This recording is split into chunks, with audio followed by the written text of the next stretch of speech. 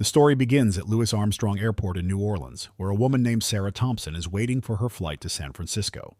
Sarah, an accomplished CEO of a cybersecurity firm, has always preferred to arrive early, avoiding the last-minute rush that could disrupt her plans. This trip is particularly important. She is scheduled to be the opening speaker at a major innovation summit. Sarah has chosen seat 1A, a first-class window seat, not just for the view, but for the comfort and control it provides. No one would need to climb over her during the flight.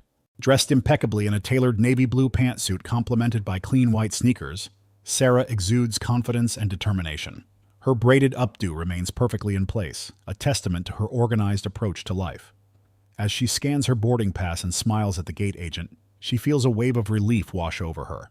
This flight represents a crucial moment in her career, and she is ready to seize the opportunity. However, as she settles into her seat and prepares to review her notes one last time, a flight attendant approaches with a tight smile. The woman, with her perfectly styled bob and overly polite tone, interrupts Sarah's moment of serenity with an unsettling announcement. "Miss Thompson," she says, her voice laced with an unsettling cheerfulness. "Yes?" Sarah replies, looking up with curiosity. "I'm afraid there's been a mix-up with your seat," the attendant informs her. Sarah blinks in surprise. "I reserved this seat when I booked my ticket." "I know, and I sincerely apologize, but another passenger has also been assigned to 1A. We need you to move to seat 24C for now while we sort this out." The thought of sitting in 24C, a cramped middle seat near the lavatory, sends a wave of discomfort through her. Recognizing the underlying implications without needing to ask, Sarah calmly responds, "I'd prefer to remain here while you resolve this." The attendant's smile remains unyielding. "Unfortunately, we must accommodate the other passenger immediately. He's a Platinum Plus Elite member and specifically requested this seat." Glancing toward the boarding door, Sarah sees a middle-aged man dressed in an expensive overcoat board the plane without acknowledging her presence. The realization hits her like a cold wave. She understands the unspoken dynamics at play. Remaining composed, Sarah quietly takes out her phone and presses record before gathering her belongings and moving to the cramped seat in the back. As she settles into 24C, surrounded by a teenager blaring music through oversized headphones and a man persistently coughing, she feels a mixture of indignation and determination. The man in 1A slides into his seat as if he owns the entire aircraft while the flight attendant beams at him approvingly. Sarah knows she is not just another passenger. She is the founder and CEO of CyberGuard Technologies, a firm that has grown exponentially over the past decade. Having recently sold her company for a staggering $480 million, she is well aware of her value. Yet, like countless other women in her position, she has faced the challenge of being overlooked and underestimated in a male-dominated industry. As she sits in 24C, feeling the weight of humiliation, Sarah reviews the video she recorded, capturing the interaction that just transpired. It serves as a reminder of the discrimination she faces not only in the air, but throughout her career. She is determined to use this moment as a catalyst for change. Around her, other passengers start to notice the tension in the air. A few people steal glances her way, murmuring about the abruptness of the situation. A woman seated 2 rows ahead leans over to her companion, whispering, "Did you see that? That's the woman from the tech conference ads." Sarah hears this but refrains from engaging. She understands her presence has already made an impact. As the plane prepares for takeoff, Sarah types a direct email to the COO of Interlink Airlines, detailing the incident and asserting her rights as a valued customer. She knows that this is not just about a seat. It's about respect and recognition in a world that often disregards those who don't fit the mold. With determination, she hits send, fully aware that the repercussions of this email could ripple far beyond the aircraft. As the engines roar to life, Sarah feels a renewed sense of purpose. She is ready to show everyone what it means to stand up against injustice. As the plane ascends smoothly into the sky, Sarah Thompson remains seated in 24C, feeling the weight of indignation settle over her. She casts a glance toward the front of the cabin, where the man in 1A sits comfortably, sipping on a whiskey and engrossed in a paperback novel. The contrast between their experiences is stark, and it fuels a fire within her. Sarah knows that this situation transcends the inconvenience of seat assignments. It embodies a larger issue of systemic bias that women, particularly women of color, often face in professional settings. The flight attendant, who had initially approached Sarah with a rehearsed politeness, now seems to be avoiding her gaze. It is evident that the crew is aware of the unfolding drama, and the tension in the cabin begins to mount. Passengers around Sarah whisper among themselves, their curiosity piqued by the unusual atmosphere. A man seated nearby leans over to his partner, nodding towards Sarah. "I wonder what's going on. She doesn't look like the type to just take that." His words resonate with a few others, who glance at Sarah with a mixture of sympathy and intrigue. Meanwhile, Sarah takes a deep breath and refocuses her attention on her phone. She pulls up the video she recorded moments earlier, replaying the interaction with the flight attendant. Each word, each tone is etched in her mind. It is not just the abrupt removal from her seat that disturbs her. It is the underlying implication that her presence, her accomplishments, and her authority could be so easily dismissed in favor of a white male passenger. The recording captures the moment perfectly. The flight attendant's polite demeanor, the man's indifference, and the general atmosphere of approval directed at him. As the plane levels out, Sarah's phone buzzes with a message from her executive assistant, Lisa. "The press kit is live for the summit. You're the highlight. Are you ready?" Sarah smiles slightly at the message, feeling a sense of pride swell within her. This summit is not just another speaking engagement. It represents the culmination of years of hard work, resilience, and determination. Yet at this moment, her excitement is overshadowed by the indignation of the flight incident. Determined to take action, Sarah begins typing an email to the COO of Airlines, detailing the incident and emphasizing the importance of addressing the underlying issues of equity and respect in their service. She carefully constructs her message, ensuring it is concise yet powerful. "Earlier today, I was unjustly removed from my assigned seat in first class and relocated to economy without cause or proper explanation. This incident is not just a personal grievance. It reflects a systemic issue that must be addressed within your organization." As she types, the cabin crew moves about the aisles, serving snacks and drinks, but their demeanor has shifted. They glance nervously at Sarah, their earlier confidence replaced with apprehension. The flight attendant who initially approached her now seems to be in a state of heightened alert, her posture rigid as she navigates the narrow aisle. Sarah notes this change, understanding that the crew is beginning to recognize the gravity of the situation. Several passengers who have overheard snippets of the conversation start to engage in hushed discussions. "Did you hear her? She's a CEO," one woman whispers excitedly to her companion. "I can't believe they did that to her." Another passenger, a man in a business suit, nods in agreement, expressing his disbelief at the treatment Sarah received. The atmosphere in the cabin shifts from indifference to solidarity as more people begin to empathize with her plight. Sarah leans back in her seat, her mind racing. She is not just a victim of a seating mix-up. She is a symbol of the fight against discrimination and inequality. She knows that her voice carries weight, and she intends to use it. With resolve, she clicks send on her email, feeling a surge of empowerment. The battle may not be fought on this flight, but it is a fight she is more than willing to take up. As the plane continues its journey, Sarah feels a sense of clarity wash over her. This incident is not just an obstacle, it is an opportunity to raise awareness and advocate for change. With every passing moment, she becomes more committed to ensuring that her experience serves as a catalyst for broader discussions about equity and respect in all professional spaces. She is ready to confront not just the airline, but the systems that allow such injustices to persist. As the flight continues its ascent, Sarah Thompson feels the tension in the cabin intensifying. The murmurs among passengers grow louder, and she can sense their collective curiosity shifting toward her. While the man in 1A remains oblivious, blissfully lost in his book, Sarah's mind is racing with thoughts of how to address the injustice she has faced. She knows that the situation is not merely about her discomfort. It is a stark representation of the biases that still permeate society. In the rows around her, passengers exchange glances and quietly discuss the unfolding drama.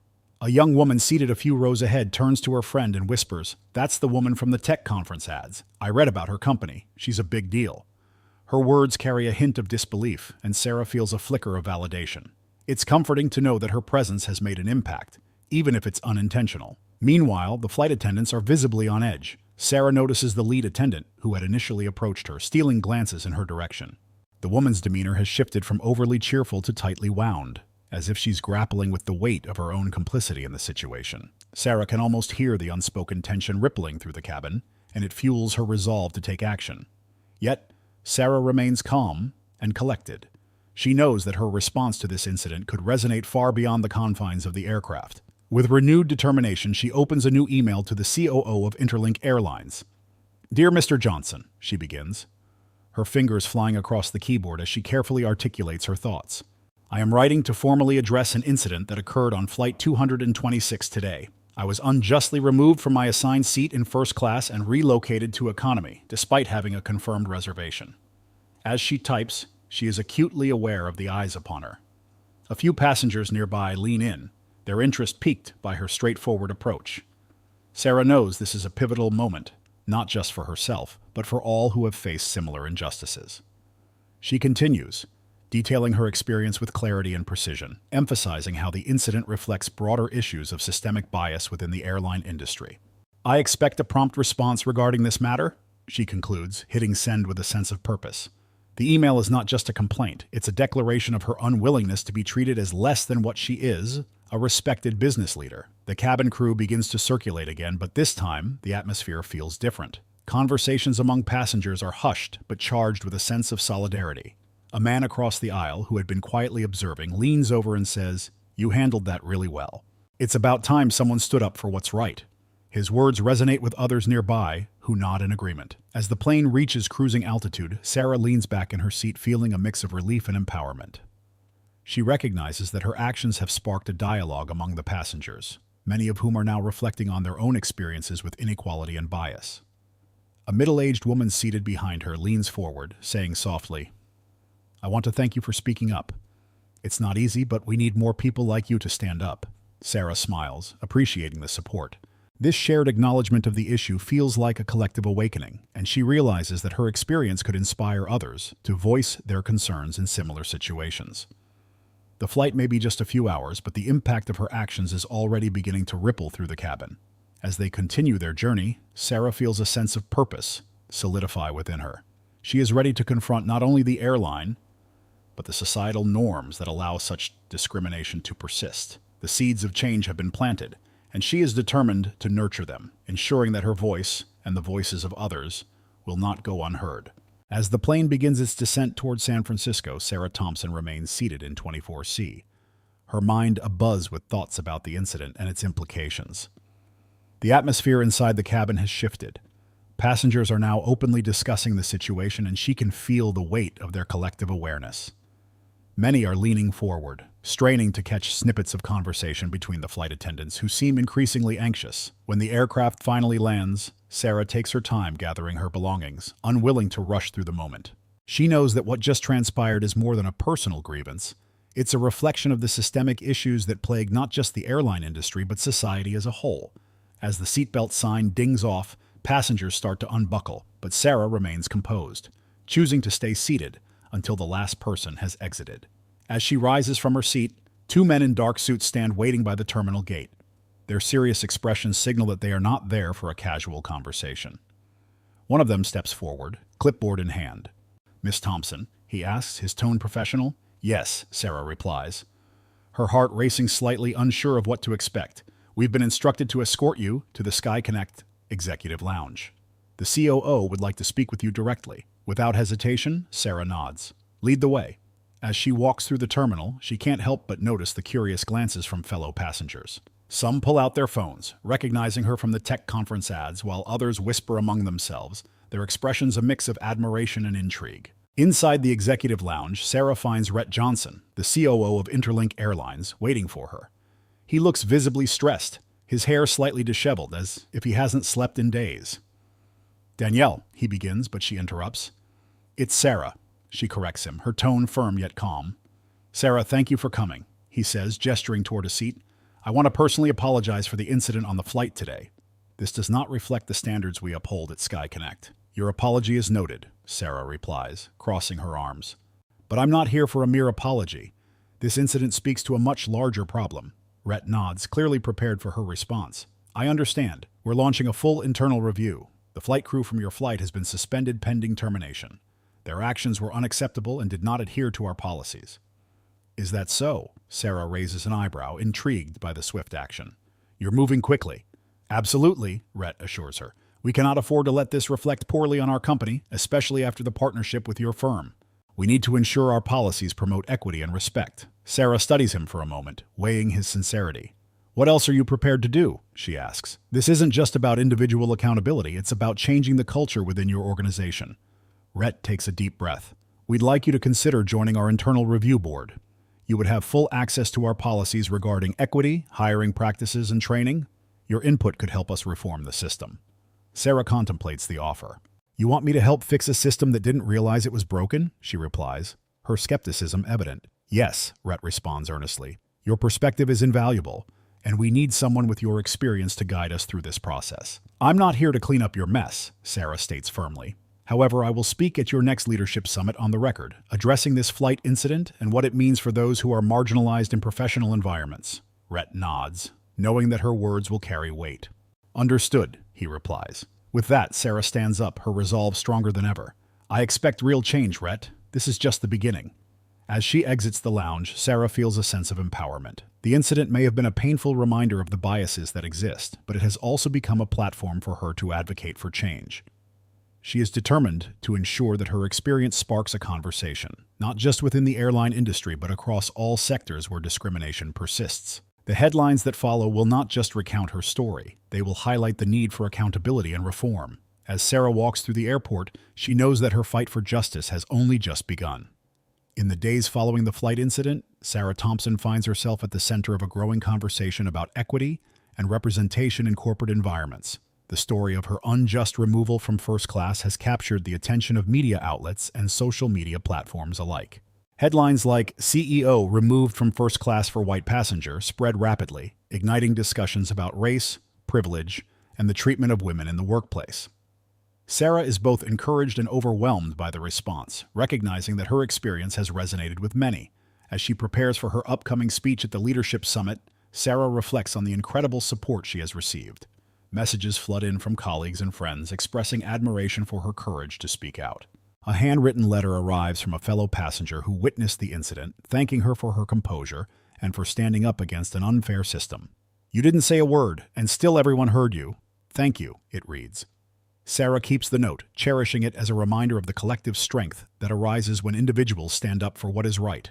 At the summit, Sarah stands before an audience of 400 executives, her heart racing with anticipation. She knows that this moment is more than just an opportunity to share her story. It's a chance to advocate for systemic change. As she takes the stage, she feels the weight of her responsibility. The room is filled with powerful leaders, and she is determined to make her voice heard. "My experience on Flight 226 was not an isolated incident," Sarah begins, her voice steady and clear. "It is a reflection of the biases that many women and people of color face every day in their professional lives. We cannot afford to ignore these issues any longer." She recounts the details of the flight incident, highlighting the implications of being overlooked and underestimated. The audience listens intently, caught up in her narrative. It's not enough to simply apologize or dismiss these moments.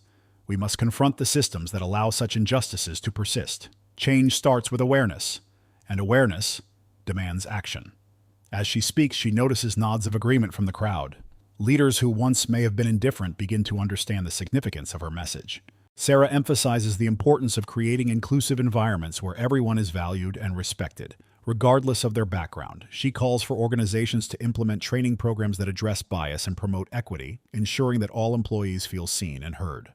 After her speech, the applause is thunderous. Many attendees approach her, eager to discuss her ideas and express their support. Some invite her to collaborate on initiatives aimed at improving workplace culture, while others express a desire to implement training programs within their own companies. Sarah feels a profound sense of fulfillment. She has ignited a spark of change and inspired others to take action. In the following weeks, Sarah is approached by various organizations seeking her expertise in developing diversity and inclusion strategies. She begins to consult for businesses, guiding them through the process of reforming their policies and practices. Her advocacy work becomes a new focus, allowing her to channel her experiences into meaningful change. As the months pass, Sarah reflects on how the flight incident transformed her life. It became a catalyst not only for her personal growth, but also for a broader movement toward equity and justice. She understands that real change takes time and effort, but she remains committed to the journey. The story of her experience continues to resonate, inspiring others to speak up against injustice. Sarah's journey serves as a powerful reminder that when individuals find their voice and stand firm in their convictions, they can challenge the status quo and create lasting change. She knows that her fight is far from over, but with each passing day, she feels more empowered to lead the charge for a more equitable future.